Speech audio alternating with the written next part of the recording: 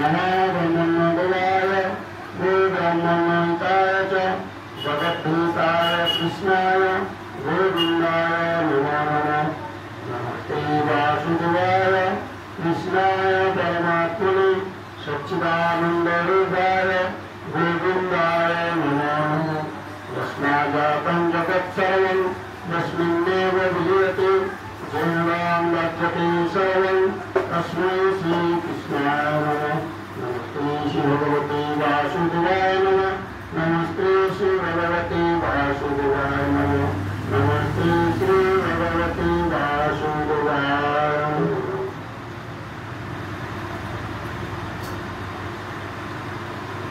ॐ क्लीं कृष्णाय गोपीजनवल्लभाय वासुदेवाय नमः।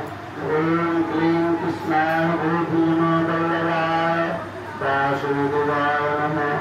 ॐ क्लीं कृष्णाय गोपीजनवल्लभाय वासुदेवाय नमः। पंचाकल्पतरुभ्यश्च कृपासिन्धुभ्यो च पतितानां पावनेभ्यो वैष्णवेभ्यो नमः।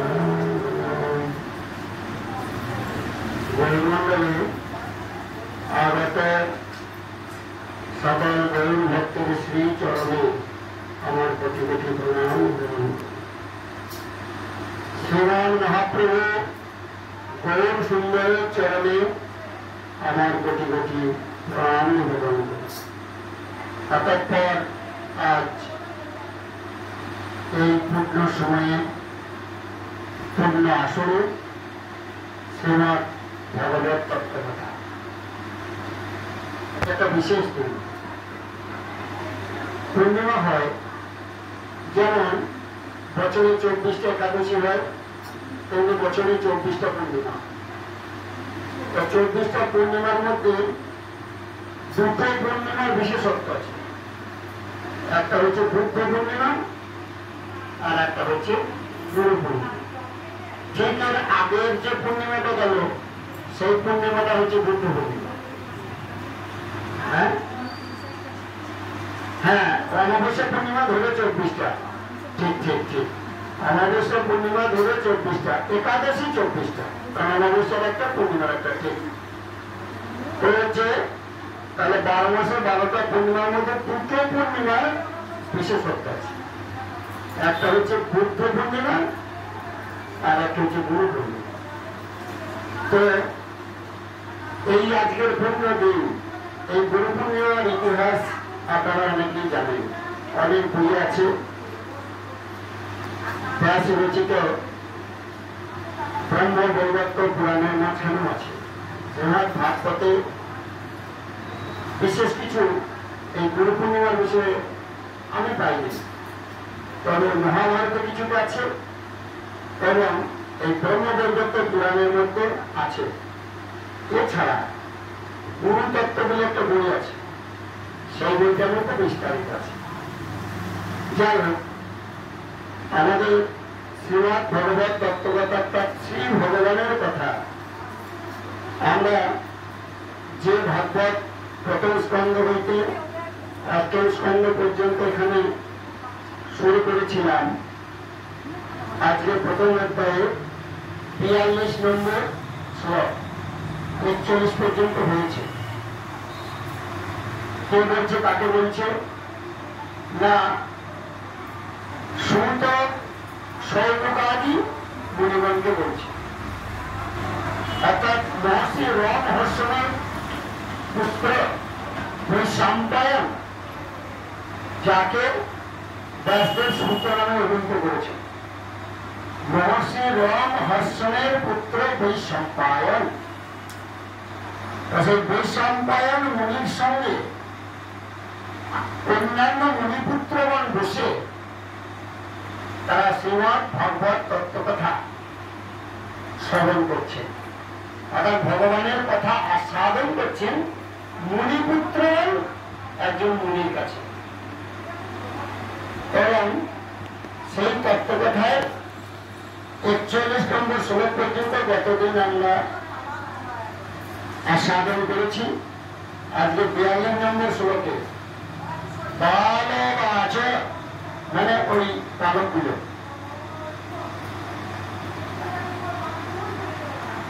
ভো ভো সাধ খনন্তিষ্ঠ মচ্চিন্তামাদিনাশয় দর্শনন্তবলোকস্য সর্বথা হরং পরম। ওদের মধ্যে একজন যুবতী ছিল, বালিকা, খুব ছাত্রছাত্রী। সে বলছে, হে মহাপ্রাণ, কৃপা করে ক্ষমতায় অবস্থান করুন এবং আমাকে দুঃখ ভাবনা থেকে মুক্ত করুন। আপনার দর্শনে মানুষের সব পাপ দূর হয়। এতক্ষণ পর্যন্ত আমরা পুরুষে পুরুষে উক্তি 41 নম্বর শ্লোক পর্যন্ত দেখলাম। এবার নারী উক্তি। আজকের এই গুরু পূর্ণিমার দিনে নারীর যে একটা বিশেষত্ব আছে, আমি পরে যখন বলবো আপনারা বুঝতে পারবেন। আমার কথা না, একদম চতুর্মুখী ব্রহ্মার কথা এবং দেবাদিদেব মহেশ্বরের কথা, যে নারীকে সঙ্গে ছাড়া পুরুষের কোনদিন সাধারণ ভজন হয় না। আমি আজকে আপনাদের কাছে বলবো এবং এই গুরু পূর্ণিমার তত্ত্বটা। তা আজকে ঠিক 16টায় বেরিয়ে পড়েছে সেইটাই, ভগবানের অশেষ কৃপা। কারণ কলকাতা এমনিতে তাকে দাঁড়িয়ে নিয়ে যায়নি, কিন্তু তাকে খুলে দিচ্ছে এইটাই বেরিয়ে পড়েছে 42 নম্বর শ্লোকে। ভগবান দুঃখ শান্তি ভবিষ্যতি জলা ভাগ্যম ভগত ভৈরী ভগত দর্শনম করা। আপনার উপদেশ বাক্যে আমার দুঃখের শান্তি হবে, বহু ভাগ্যে আপনার দর্শন পাওয়া যায়। ঋষি সম্পায়ন বহু ভাগ্য ধরে আপনার আজ দর্শন পেয়েছি, তালিকা বলছি। আপনি আমাকে আমার মনের দুঃখ দূর করুন ভগবত তত্ত্ব কথা বলে। নারদ উবাচ, ঋষি নারদ বসে আছে। কারণ প্রথম যখন শুরু হয়েছে তখন ভক্তি আলোচনা, নারদের সঙ্গে ভক্তি, অর্থাৎ ওই ঋষিকে আর একটা নাম দেওয়া হয় ভক্তি। তাহলে নারদ এবার ওই বাক্যে উত্তর দিচ্ছে। সুখের উত্তরের আগেই নারদ ধরেছে, কাশিতং কবিমং চেমানচ্চ কাপত্মলোচনা বদা দেবী সবিস্তারম শিষ্য দুঃখস্য কারণম। নারদ বললেন, আমি তখন সেই নারীকে জিজ্ঞাসা করলাম, দেবী তুমি কে? এই পুরুষ দুজন তোমার কে হয়? ওর সঙ্গে আরো দুজন পুরুষ এসেছে। আর তোমার চারপাশে এই যে সব কমলনয়না নারীরা রয়েছে, এরা কারা? আরো নারীকে সঙ্গে নিয়ে এসেছে। কমলানয়না, পদ্ম ফুলের মতো যাবে চোখ, সেই নারীটাকে। তোমার দুঃখের কথা সবিস্তারে আমাকে বলো, তোমার কিবা মনের দুঃখ, কিবা অভিপ্রায়, যেটা আমাকে তুমি বলতে বললে। তাহলে উবাচ 45 নম্বর শ্লোক, অহং ভক্তি রীতি খ্যাত ইমাং মে পরা ওই মত জ্ঞান বৈদগ্ধনা মম কাল জগন গচ্ছয়। যুবতীকে বলবে, আমার নাম ভক্তি। এই পুরুষ দুজন আমার দুই ছেলে, একটার নাম জ্ঞান, একটার নাম বৈরাগ্য। কালের গতিতে এদের এমন জর্জরিত অবস্থা, তার জ্ঞান আর বৈরাগ্যের অবস্থা খুবই শোচনীয়। তখন এই কলিকালে কথা বলছি, কলিকালে রাজা পরীক্ষিত যখন ভগবত তত্ত্বকথা সেবন করছেন, তার মৃত্যুর 7 দিন আগে, হ্যাঁ, তাহলে কলিকালে ঘটনা।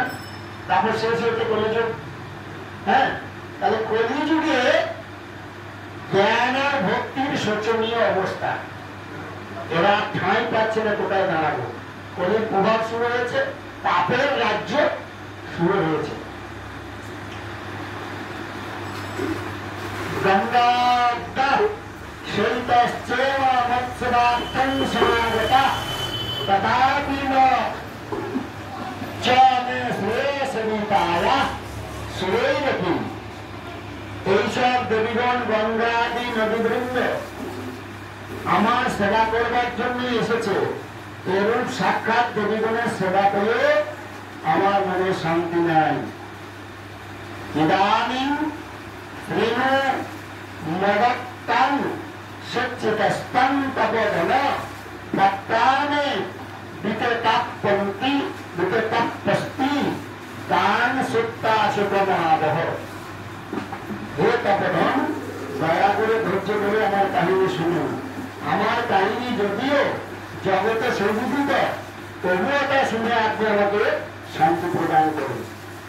অর্থাৎ যে নারীগুলো আছে, যারা কেউ গঙ্গা, কেউ যমুনা, কেউ সরস্বতী, এই ভয়াভাবে প্রভাবিত হয়েছে, আর জ্ঞান আর বৈরাগ্য ছেলে দুটো, কথা বুঝতে পারছেন? মানে একবার অন্তর্জগতের কথা, বাস্তব জগতের নয়। অন্তর্জগতের কথা, বাস্তব জগতের নয়। 6টা ষোলো হয়ে গেল, সুতরাং আমাদের যা সময় কত করে আমাকে তাড়াতাড়ি শেষ করতে হবে। এই পর্যন্ত আজকে রাখছি। এবার হচ্ছে এই নারী কি বলবে না বললে সম্পূর্ণ এর পরের শ্লোকগুলো বললে তাদের বোঝা যাবে। এই প্রসঙ্গ ধরে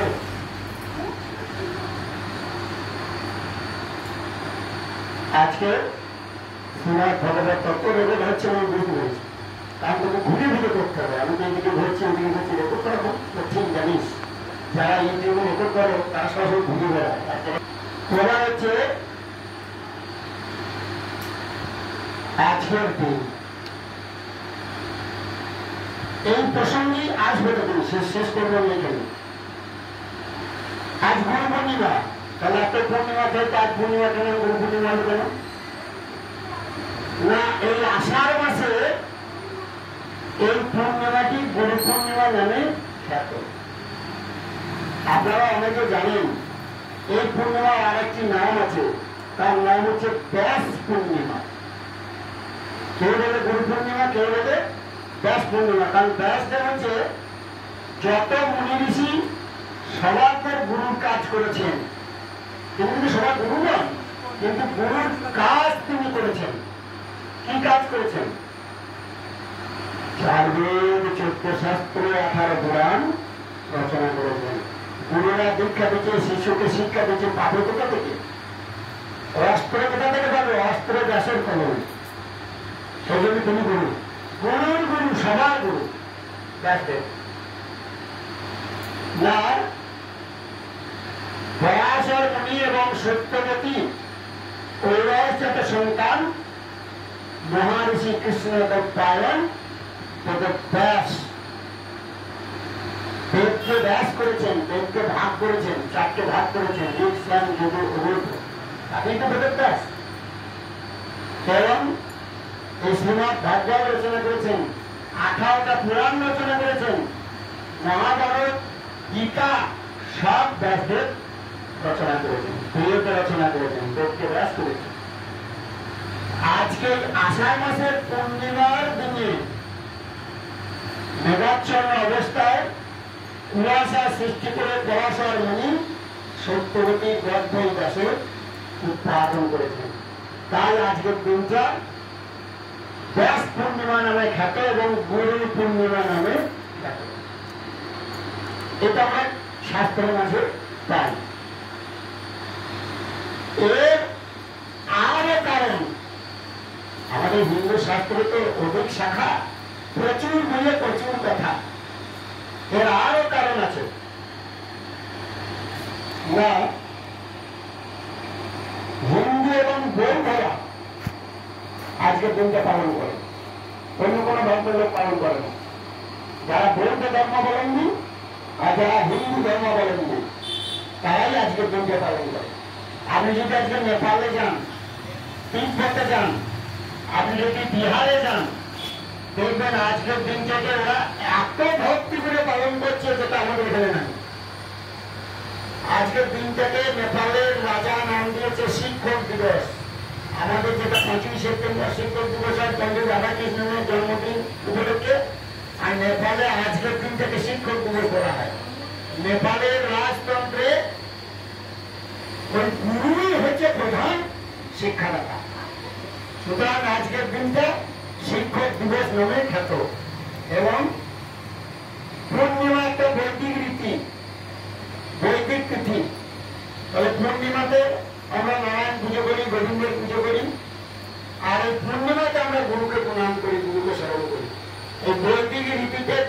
স্মরণ করার জন্য আমরা গুরু পূর্ণিমা হিসেবে ধরি। শিষ্য তার মনের ভক্তি দিয়ে গুরুর চরণ তলে আশ্রয় নেবে আজকের দিন। প্রতিদিনই করে, কিন্তু আজ একটা বিশেষ দিন। শ্রীমৎ ব্রহ্মবৈবর্ত পুরাণে ব্যাসদেব কি বললেন না, আমাদের যে গুরু তত্ত্ব, সেই গুরু তত্ত্ব নির্ভর করছে দুটি ধারায়। একটা হচ্ছে দেবগুরু আর একটা হচ্ছে দৈত্যগুরু। একটা দেবতা আর একটা হচ্ছে দেবতা বাদ দিয়ে অদেবতা, অর্থাৎ অসুর, দৈত্য, দানব, গন্ধর্ব, কিন্নর, এরা। তাহলে এদের যে নেতৃত্ব দেয় তার নাম হচ্ছে শুক্রাচার্য, দৈত্যগুরু শুক্রাচার্য। আর দেবতাদের যিনি নেতৃত্ব দিচ্ছেন, যিনি দীক্ষা প্রদান করছেন, তার নাম দেবগুরু বৃহস্পতি। তাহলে দুটো ধারায় আমাদের গুরুতত্ত্ব হিন্দু সমাজে, হিন্দু ধর্মের মধ্যে প্রবাহিত হয়ে আসছে। একটা দেবগুরু বৃহস্পতি, একটা দৈত্যগুরু শুক্রাচার্য। দেবগুরু বৃহস্পতি কার ছেলে না, ব্রহ্মার পৌত্র, ব্রহ্মা চতুর্মুখী ব্রহ্মা ঋষি নাতির ছেলে অঙ্গিরানন্দন জীব। বৃহস্পতি আর একটা নাম ছিল জীব, বিজয় দিঘি জীব, পরে বৃহস্পতি হল। প্রকৃত বিদ্যার বৃহৎ জ্ঞানের অধিকারী হয়ে উপাধি পেলেন বৃহস্পতি। তাহলে এই অঙ্গিরা কে ছিল না, শাস্ত্র মধ্যে আমরা দেখছি সাতে সমুদ্র, আতে অষ্টবসু, মাস্টারমশাই স্কুলে ঘটাইছে, ছেলেবেলা বলছে একে চন্দ্র, দুই পক্ষ বলে 10 দিক পর্যন্ত, 10 আর 11, 11টাকে ওইখান থেকে এবার সব বন্ধ 10 করে কথা নেই। ভাও অষ্টবসু, 7 সমুদ্র, এইগুলো সবাই জানে না। 5 পঞ্চবান, হ্যাঁ, এ শাস্ত্র ছাড়া কোথাও নাই তো। যে এই 7টা সমুদ্রে সপ্ত ঋষি স্নান করেছেন, পুণ্য স্নান। আর সেই 7 সমুদ্র হচ্ছে পুণ্য তোয়া নদী হিসেবে বিশেষত্ব হয়েছে। কে কে? অত্রি, বশিষ্ঠ, অঙ্গিরা মানে বৃহস্পতি বাবা, পুলস্ত, পুলহ, ক্রেতু, মারিচ, এই 7টা ঋষি। এই 7টা ঋষি যখন ব্রহ্মা যখন সন্ধ্যা হরণ করেছিল তখন গাইন্দাই দেখেছিল।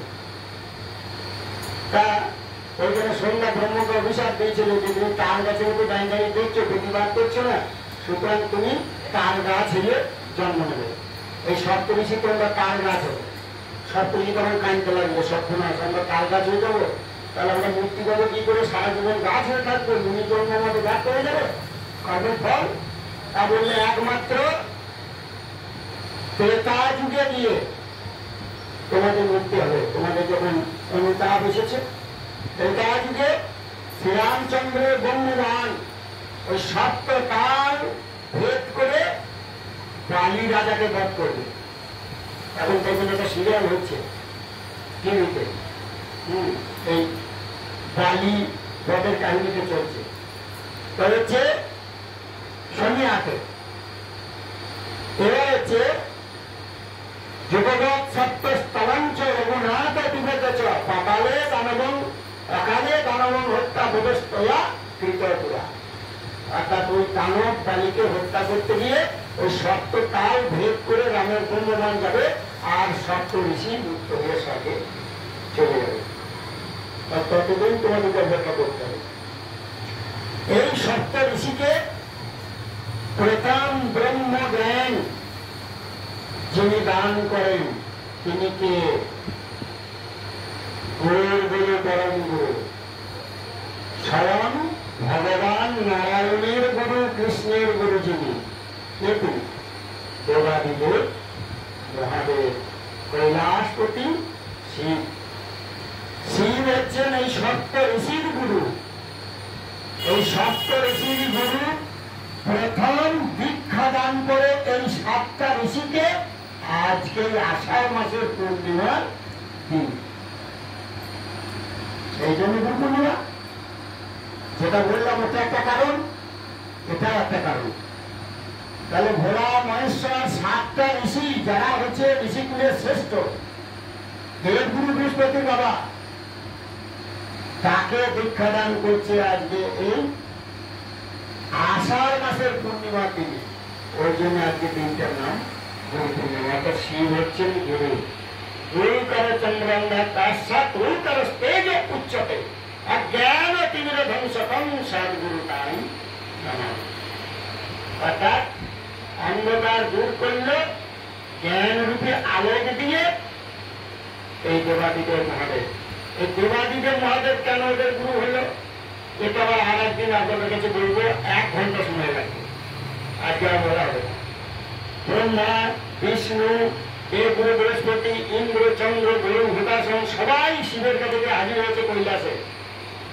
মা পার্বতীর পদতলে বসে সবাই কাঁদছে, চতুর্মুখী ব্রহ্মাও কাঁদছে, বলছে মা তোমাদিকে ধ্যান যোগ আছে, ধ্যান ভাঙছে না, সুতরাং তুমি ব্যবস্থা করো। আর আপনারা জানেন শিব যখন ধ্যানে বসত কারোর ক্ষমতা ছিল না ধ্যান ভাঙায়, একজনের ভাঙাইতে পারত, সেটা হচ্ছে দেবীপুত্রা পার্বতী। পার্বতী একমাত্র শিবের ধ্যান ভাঙাতে পারত। পার্বতী একটা মন্ত্র জানত, সেই মন্ত্রগুলি এই জন্য প্রকৃতি খণ্ড ব্রহ্ম চৈতন্য পুরাণে এই কাহিনীটা যে খণ্ড আছে সেই খণ্ডের নাম দিয়েছেন প্রকৃতি খণ্ড, মানে নারী খণ্ড। প্রকৃতি মানে নারী, মহিলা, একটা খণ্ড নারী খণ্ডের মানে না, প্রকৃতি খণ্ড। তাই যে এই কাহিনী পরে আবার অন্য একদিন বলবো। আপনারা যদি মনে রাখতে পারেন তাহলে আমার যেদিন পাঠ থাকতে আমাকে মনে করি যে এটা একদিন বলতে হবে, তাহলে আমি চেষ্টা করবো আপনাদের কাছে বলা। আমি বলে দিলাম আজকে আমি ওদিকে যাবো না, আজকে এবার এখান থেকে চলে আসছি। কেন শিব সবার গুরু হইল, ওইটা হচ্ছে ওই দিকে বিষয়। বা শিব এই 7 ঋষিকে ব্রহ্মজ্ঞান দান করলেন আজকের দিনে, দীক্ষা মন্ত্র দিলেন দেবগুরু বৃহস্পতির দাদা অঙ্গিরা। আর এইদিকে সুজাতার কাছে পায়েস খেয়ে কপিলাবস্তিতে অসত্য গাছের নিচে সিদ্ধি লাভ করল বুদ্ধদেব আজকের দিনে। দেখুন বই ধরার জন্য মানে বই ধরা আজকের দিন থেকে শিক্ষক দিবস বলে, বললাম তো বিরাট পবিত্র দিন বলে মনে হয়। তাহলে হচ্ছে বুদ্ধদেব প্রথম আজকের দিনে দীক্ষা মানে বোধিসত্ত্ব লাভ, বোধিজ্ঞান লাভ করার পরে সেই অসত্য গাছের নাম হলো বোধিসত্ত্ব গাছ। যে সারনাথে প্রথম দীক্ষা দিলেন কাকে? বৌদ্ধ সন্ন্যাসী ভিক্ষু যারা যারা বসে আছে সংসার ত্যাগ করে, বুদ্ধদেব তাদেরকে বোধি জ্ঞানের দীক্ষা দিলেন, জ্ঞান আর বৈরাগ্য।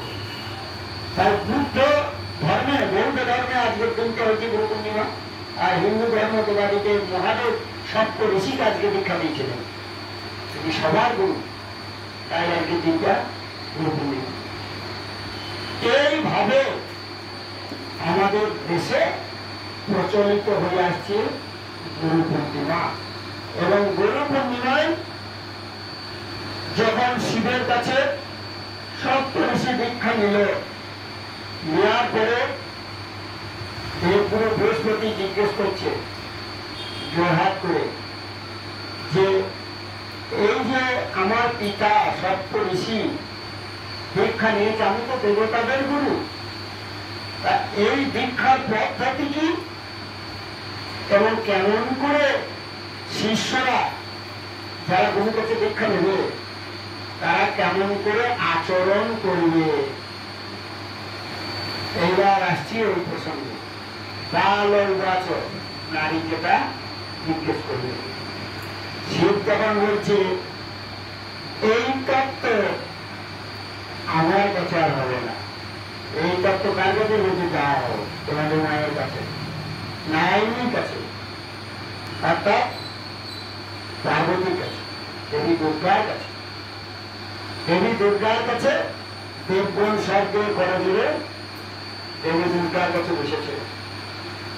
দেবী দুর্গা চতুরায়ন ব্রহ্মার প্রতি তাকিয়েছে।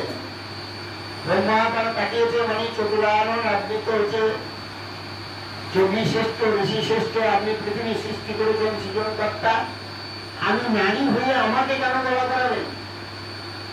আপনি জানেন না? তাকিয়েছে, ইশারা করেছে। ব্রহ্মার মুখ থেকে তখন তার প্রতির আশীর্বাদে দেবী চলে গেছে।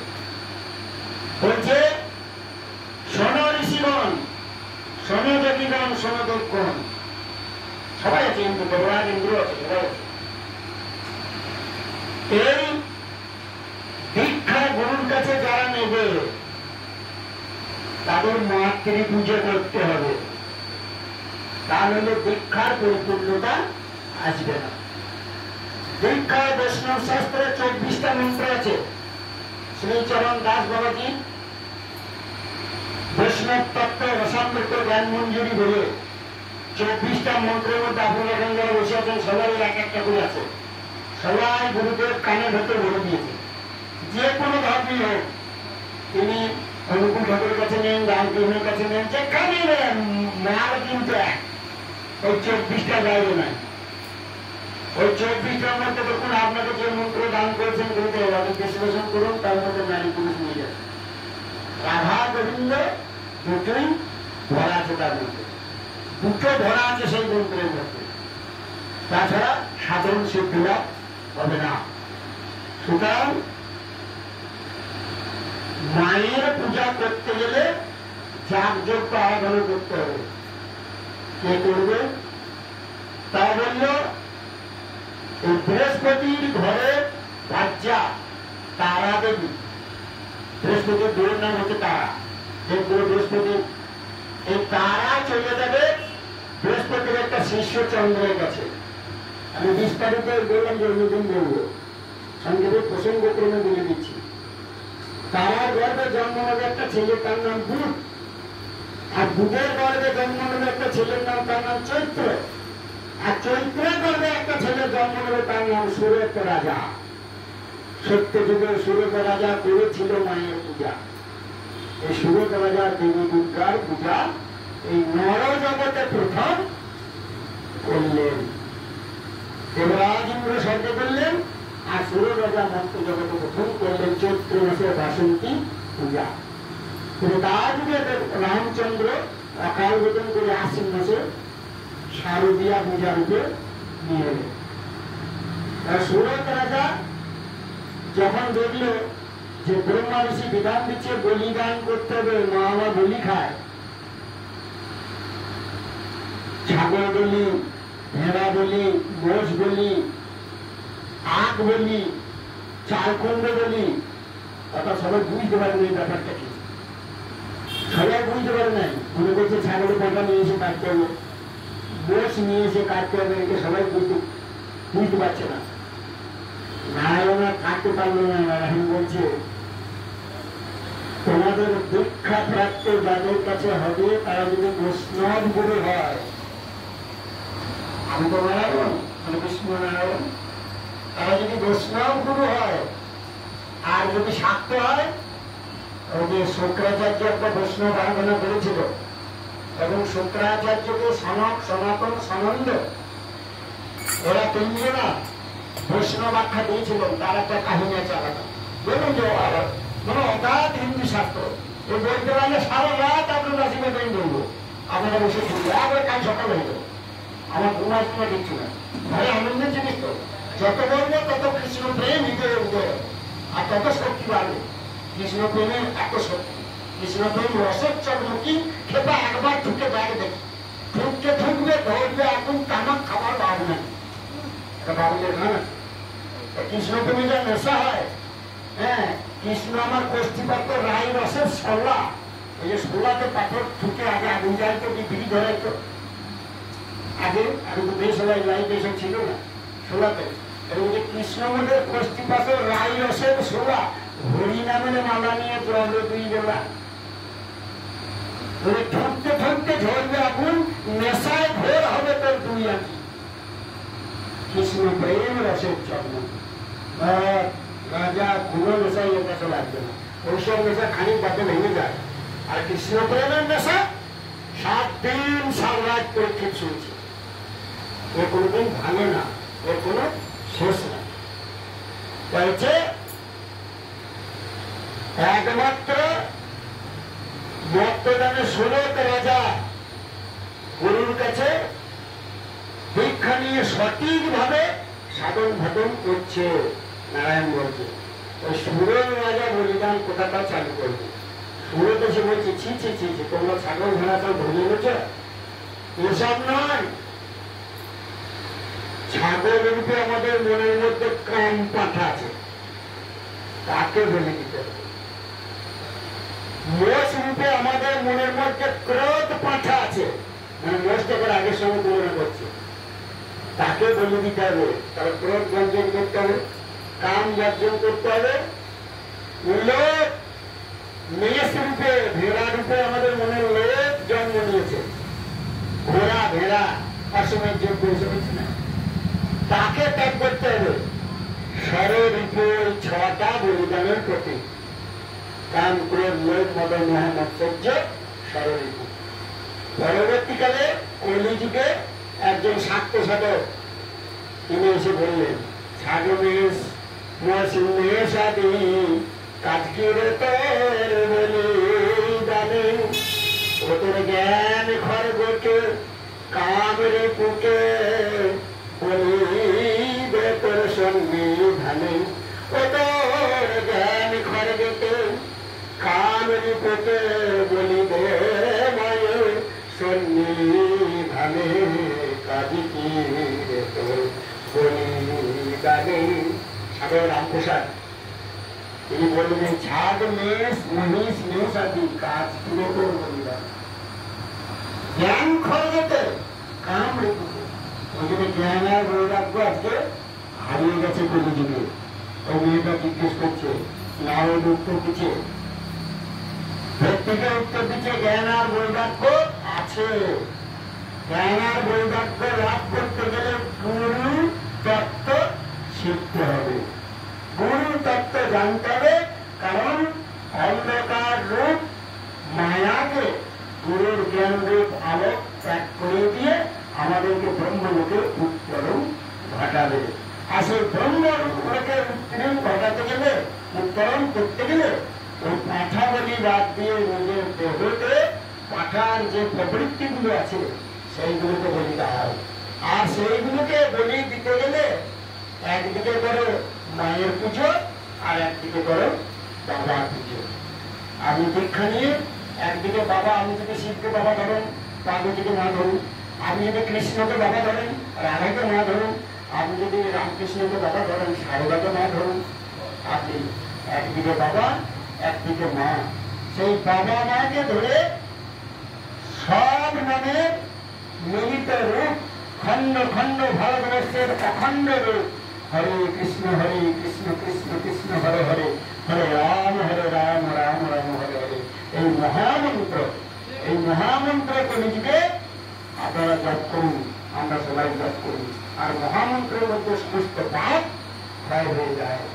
আজকে এই পর্যন্ত সকল ভক্তবৃন্দে শ্রী চরণে নিবেদন করে এইখানে রাখলাম। এবার পাঠের পরের যে কীর্তনটা, রাধে